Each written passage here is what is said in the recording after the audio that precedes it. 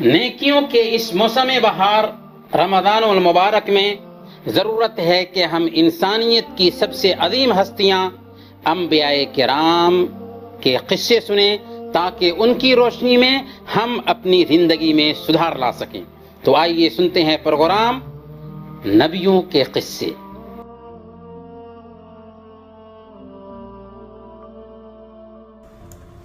بسم اللہ والصلاة والسلام علی رسول اللہ وبعد۔ محترم ناظرین، السلام علیکم ورحمۃ اللہ وبرکاتہ۔ پروگرام نبیوں کے قصے میں آپ سب کا استقبال ہے۔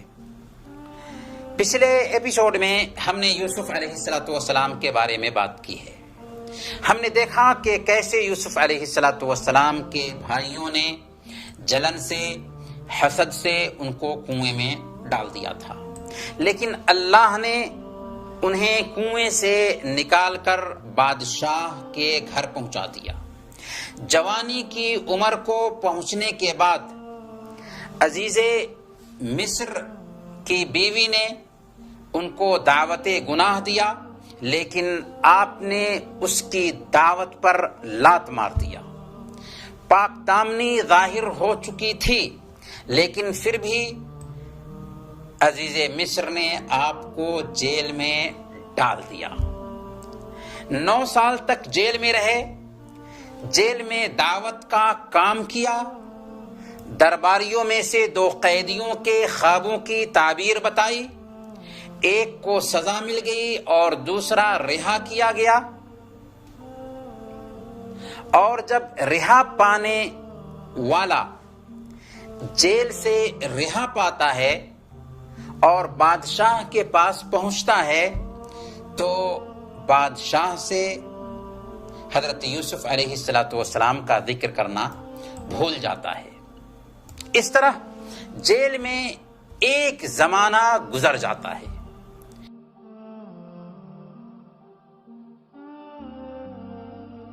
ایک رات بادشاہ نے خواب دیکھا کہ 7 موٹی گائیں ہیں جن کو 7 دبلی گائیں کھا رہی ہیں۔ ایک طرف 7 موٹی گائیں ہیں اور دوسری طرف 7 دبلی گائیں ہیں، لیکن عجیب بات یہ ہے کہ 7 دبلی گائیں 7 موٹی گایوں کو کھا رہی ہیں اور 7 بالیاں سبز ہیں اور 7 بالیاں خشک ہیں۔ ایک طرف 7 سبز بالیاں ہیں اور دوسری طرف 7 خشک بالیاں ہیں۔ اپنے درباریوں سے اس خواب کی تعبیر پوچھی تو درباری چونکہ خواب کی تعبیر جانتے نہیں تھے، اب کیا جواب دیتے؟ انہوں نے کہا کہ یہ خواب پریشاں ہے، اس کی طرف بالکل دھیان دینے کی ضرورت نہیں ہے۔ اس وقت جبکہ بادشاہ نے یہ خواب درباریوں کے سامنے پیش کیا تھا، قیدی کو یوسف علیہ السلام کی یاد آئی جو آپ کے ساتھ جیل میں رہ چکا تھا۔ بادشاہ سے اجازت لے کر یوسف علیہ السلام کے پاس یہ قیدی آیا اور یوسف علیہ السلام کے سامنے بادشاہ کے خواب کا ذکر کیا۔ یوسف علیہ السلام نے خواب سنا تو تعبیر یہ بتائی کہ 7 موٹی گایوں سے مراد یہ ہے کہ 7 سال تک خوشحالی رہے گی۔ لگاتار تم 7 سال تک کھیتی کرتے رہو گے، پھر اس کے بعد 7 سال تک قحط سالی آئے گی، پھر اس کے بعد اگلا جو سال آئے گا اس میں خوشحالی رہے گی۔ اس لیے 7 سال جو غلے پیدا ہوں انہیں اپنی بالیوں میں ہی رہنے دو تاکہ اگلے 7 سال تک یہ غلے اور یہ اناج کام آ سکیں، چل سکیں، غلے کے محتاج نہ ہو سکو۔ یہ تعبیر بہت پیاری تعبیر تھی۔ اس تعبیر کو سن کر ساقی بادشاہ کے پاس آیا اور تعبیر سنائی تو بادشاہ بہت خوش ہوا۔ اسی وقت یہ آرڈر جاری کیا کہ یوسف علیہ السلام کو جیل سے نکال کر میرے پاس لایا جائے تاکہ اسے میں اپنے خاص وزیروں میں شامل کر سکوں۔ لیکن یوسف علیہ السلام نے اپنی براءت ظاہر ہونے سے پہلے نکلنا مناسب نہیں سمجھا۔ کیوں؟ کیونکہ لوگوں کے ذہن میں یہ بات تو ضرور رہتی کہ یہی وہ آدمی ہے جس نے عزیز مصر کی بیوی کے ساتھ بدتمیزی کی تھی، جس کے جرم میں سزا کاٹا تھا۔ چنانچہ آپ نے نکلنے سے پہلے یہ شرط رکھی کہ پہلے یہ بتایا جائے کہ مجھے کس سبب سے جیل میں ڈالا گیا۔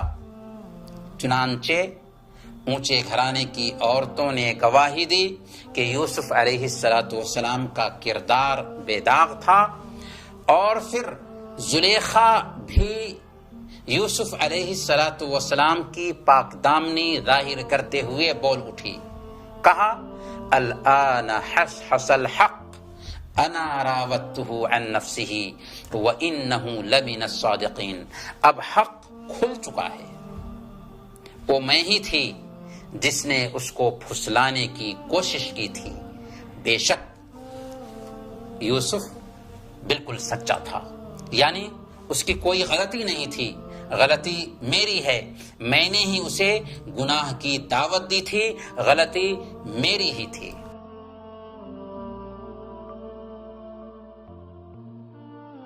جب یوسف علیہ السلام کی براءت ظاہر ہو چکی تو اب یوسف علیہ السلام جیل سے نکلتے ہیں۔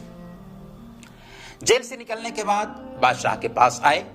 بادشاہ نے آپ سے گفتگو کی اور کہا کہ آج سے آپ ہمارے ہاں قدر و منزلت رکھتے ہیں، آپ ہمارے خاص لوگوں میں سے شامل ہو جائیے، میں اپنے خاص کاموں کے لیے آپ کو مقرر کرتا ہوں۔ حضرت یوسف علیہ السلام اپنے اندر اہلیت رکھتے تھے، قابلیت رکھتے تھے، چنانچہ آپ نے بادشاہ سے کہا اجعلنی علی خزائن الارض انی حفیظ علیم، ملک کے خزانے میرے حوالے کر دیجئے، میں حفاظت کرنے والا ہوں اور علم بھی رکھتا ہوں۔ اس طرح بادشاہ نے آپ کو وزیر خزانہ کھاد منتری بنا دیا، یعنی یوسف علیہ السلام مصر کے سرکانی خزانے کے مالک بنا دیے گئے۔ وقت گزرتا رہا، خوشحالی کے دن آئے، پھر قحط سالی کے دن بھی آ پہنچے۔ ہر طرف قحط سالی سے لوگ پریشان ہیں سوائے مصری خزانے کے۔ کیوں؟ اس لیے کہ یوسف علیہ السلام نے اگلے 7 سال کے لیے پلاننگ کر کے غلے جمع کر لیا تھا۔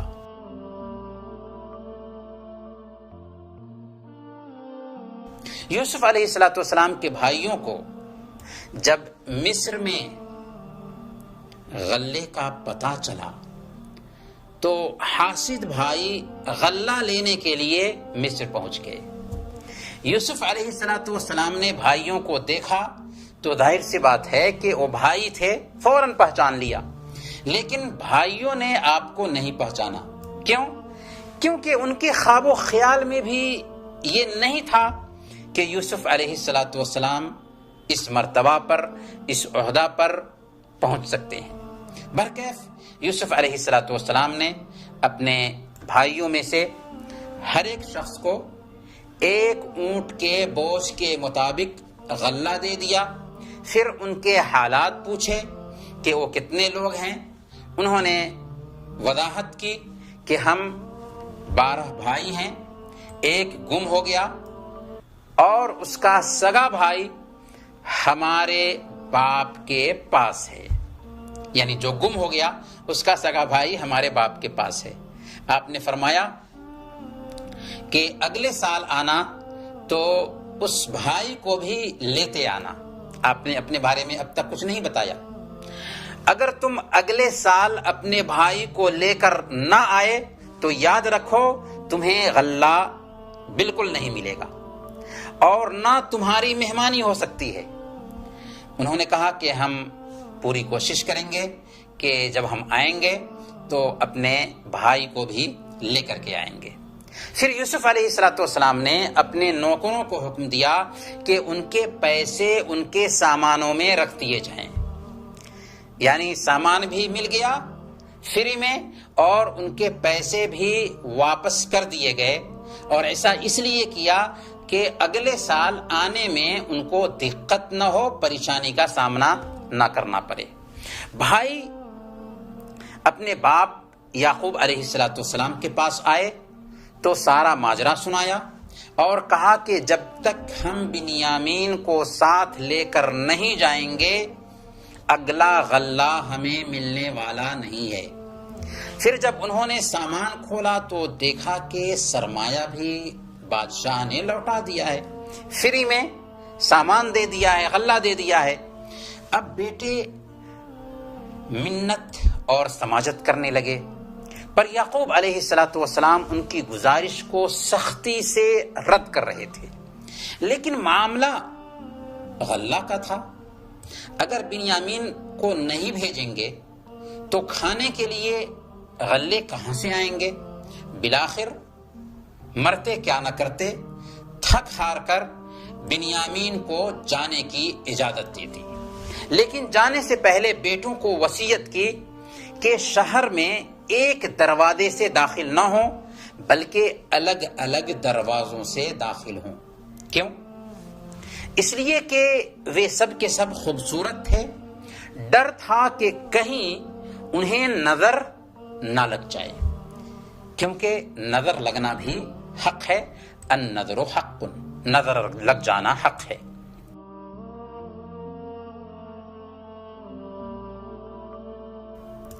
چنانچہ بھائیوں نے ایسا ہی کیا۔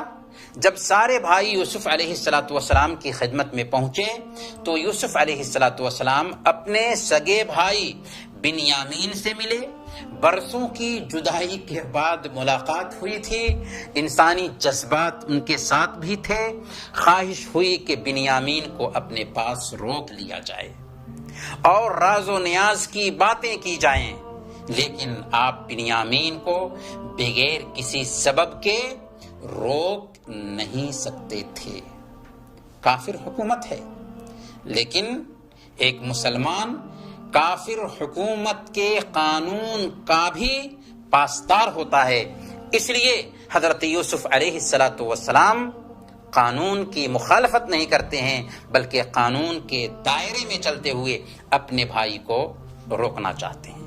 چنانچہ آپ نے بنیامین کو روکنے کے لیے ایک تدبیر کی۔ تدبیر کیا تھی؟ تدبیر یہ تھی کہ بنیامین سے ملتے ہی یوسف علیہ السلام نے ان سے چپکے سے کہا کہ میں تمہارا بھائی یوسف ہوں اور میں تمہیں اپنے پاس روکنا چاہتا ہوں، کسی سے کچھ مت بتانا۔ جب حضرت یوسف علیہ السلام نے سب بھائیوں کو غلہ دے دیا تو بنیامین کے کچاوے میں، بنیامین کے جھولے میں پانی پینے کا پیالہ رکھ دیا جس سے غلے بھی ماپے جاتے تھے۔ جب وہ لوگ آبادی سے باہر نکل گئے تو یکایک ایک پکارنے والے نے پکار لگائی، ایھا العیر انکم لسارقون، اے قافلہ والے تم لوگ چور ہو۔ پوچھا کیا ہوا؟ کہا گیا کہ بادشاہ کے پانی پینے کا پیالہ کھو گیا ہے اور جو اس کا پتہ بتائے گا اسے ایک اونٹ غلہ مزید دیا جائے گا۔ انہوں نے کہا کہ تمہیں معلوم ہے کہ ہم اس ملک میں اس لیے داخل نہیں ہوئے کہ فساد پھیلائیں، اور نہ ہم چور ہیں، ہم چوری کرنے کے لیے نہیں آئے ہیں کہ ہم چوری کر کے جائیں۔ سرکاری آدمی نے کہا ٹھیک ہے، لیکن اگر تم میں سے کسی کے پاس یہ پیالہ مل گیا تو اس کی سزا کیا ہے تم خود بتاؤ۔ بھائیوں نے کہا کہ جس کے پاس ملے اسے آپ قید کر دیں، کیونکہ وہ سمجھ رہے تھے کہ کسی کے پاس پیالہ ہے نہیں۔ تب یوسف علیہ السلام نے اپنے بھائی سے پہلے یعنی بنیامین سے پہلے سب کے سامان کو چیک کیا. جب بھائی کے سامان کے پاس پہنچے تو پیالہ بنیامین کے جھولے میں مل گیا. اس طرح یوسف علیہ السلام کو جواز مل گیا کہ بنیامین کو اپنے پاس روک لیں. جب بھائیوں نے دیکھا کہ پیمانہ بنیامین کے سامان سے نکلا ہے تو اب بدل گئے. کہنے لگے ان یسرق فقد سرق اخ له من قبل. ان یسرق فقد سرق اخ له من قبل. اگر اس نے چوری کی تو تعجب کی کوئی بات نہیں ہے، اس کا بھائی اس سے پہلے چوری کر چکا ہے. چوری کا الزام کس پہ ڈالا؟ حضرت یوسف علیہ السلام پر لگا دیا. ان کے سامنے یہ بات ظاہر نہیں تھی کہ کن سے وہ مخاطب تھے. ان نادانوں کو کیا پتا تھا کہ وہ یوسف علیہ السلام سے ہی مخاطب ہیں. مفسرین نے لکھا ہے کہ جس چوری کی طرف بھائیوں نے اشارہ کیا تھا وہ چوری یہ تھی کہ یوسف علیہ السلام بچپن میں اپنے نانا کا بت، اپنے نانا کی مورتیاں چرا کر کے اٹھا کر کے اسے توڑ دیا کرتے تھے.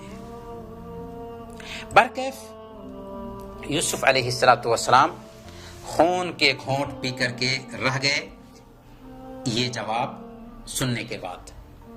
البتہ دل ہی دل میں یہ ضرور کہا ہوگا کہ تم کیسے بدقماش ہو.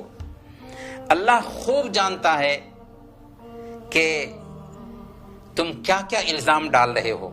اب بھائی منت سماجت کرنے لگے، کہنے لگے کہ بادشاہ سلامت، ہم نے وعدہ لیا تھا اپنے باپ سے، اس کے باپ بہت برے ہیں، پلیز اسے چھوڑ دیجئے اور اس کی جگہ پر ہم میں سے کسی اور کو رکھ لیجئے. یوسف علیہ السلام نے کہا کہ ہم ایسا قطعاً نہیں کر سکتے. جرم کرنے والے کو چھوڑ دیں اور جس نے جرم نہیں کیا اس کو ہم پکڑ لیں، ملزم کو چھوڑ دیں اور بے گناہ کو پکڑ لیں. یہ تو بہت بڑا ظلم ہوگا. جب بھائی بنیامین کو چھڑانے میں ناکام ہوئے تو سب بھائی اکٹھا ہوئے. بڑے بھائی نے کہا کہ ہم کون سا منہ لے کر اپنے باپ کے پاس جائیں گے، میں نہیں جا سکتا، تم لوگ جاؤ. باپ سے کہنا کہ بنیامین نے چوری کی تھی جس کی وجہ سے بادشاہ نے اسے روک لیا ہے. جب بیٹے یعقوب علیہ السلام کے پاس پہنچے اور بنیامین کی داستان سنائی تو حضرت یعقوب علیہ السلام کے پرانے زخم بھی تازہ ہو گئے. نبی تھے نا. آپ نے کہا بل سولت لکم انفسکم امرا، تمہارا بیان غلط ہے، بنیامین نے چوری نہیں کی، یہ اس کی عادت نہیں، بلکہ تم نے اپنی طرف سے یہ بات بتانی ہے، اپنی طرف سے تم نے یہ باتیں گڑھی ہوئی ہیں. پھر کہا کہ عسى اللہ ان یأتینی بہم جمیعا، قریب ہے کہ اللہ تعالی ان سب کو میرے پاس پہنچا دے. مسلسل رونے کی وجہ سے آنکھ کی روشنی جا چکی تھی. ایک دن اپنے بیٹوں سے کہا کہ بیٹو تم دوبارہ جاؤ، یوسف اور بنیامین کو تلاش کرو، وہ ضرور ملیں گے. اللہ کی رحمت سے مایوس نہ ہونا.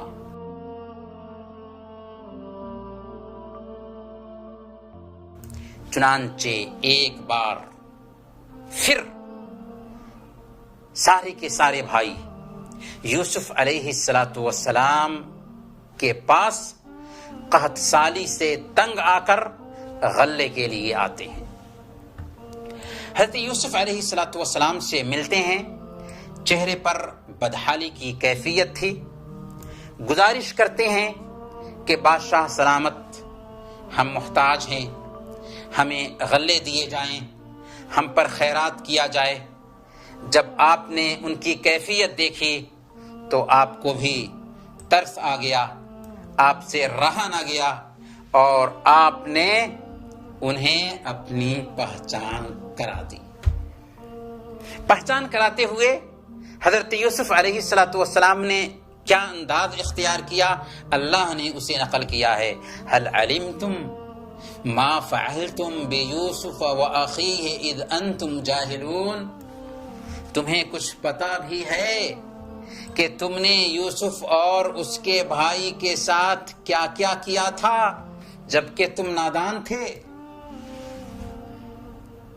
یاد کرو اس وقت کو جبکہ تم نے یوسف کے ساتھ دشمنی میں، جلن میں، حسد میں ظلم کیا تھا اور کنویں میں ڈال دیا تھا۔ یہ سن کر وہ سکتے میں رہ گئے، حیرت کی انتہا نہ رہی، اور رہتی بھی کیسے کہ یوسف کا نام بادشاہ لے رہے تھے، مطلب شاید یہی تو یوسف نہیں ہے۔ چنانچہ انہوں نے کہا اِنَّكَ لَأَنْتَ یوسف، کیا آپ ہی یوسف ہیں؟ آپ نے فرمایا ہاں میں ہی یوسف ہوں، اور بنیامین کی طرف اشارہ کرتے ہوئے کہا کہ یہ میرا بھائی ہے۔ اللہ نے ہم پر احسان فرمایا کہ نیک لوگوں کا اجر ضائع نہیں ہوتا، مارا نہیں جاتا، اور ہاں تم گھبراؤ نہیں، ہم تمہاری پچھلی حرکتوں کو معاف کرتے ہیں، تم نے جو کچھ بھی کیا سو کیا، ہم اسے معاف کرتے ہیں۔ لیکن بتاؤ والد صاحب کا کیا حال چال ہے، کیا حال خبر ہے؟ انہوں نے کہا کہ آپ کی جدائی میں روتے روتے ان کی بینائی جا چکی ہے، ان کی بصارت جا چکی ہے۔ تب حضرت یوسف علیہ السلام نے اپنے بھائیوں کو اپنا کرتا دیا اور کہا کہ اسے لے جائیں اور والد کے چہرے پر ڈالیں، بینائی لوٹ آئے گی، اور پوری فیملی کے ساتھ آپ لوگ یہاں میرے پاس آ جائیں۔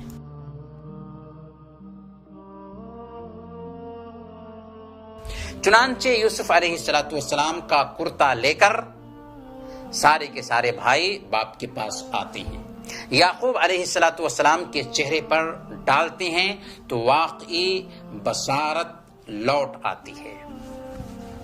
یہ حضرت یوسف علیہ السلام کا معجزہ تھا کہ کرتا کے ذریعہ یعقوب علیہ السلام کی بصارت لوٹ آئی۔ جیسے بہت سارے نبیوں کو معجزے دیے گئے تھے، ویسے ہی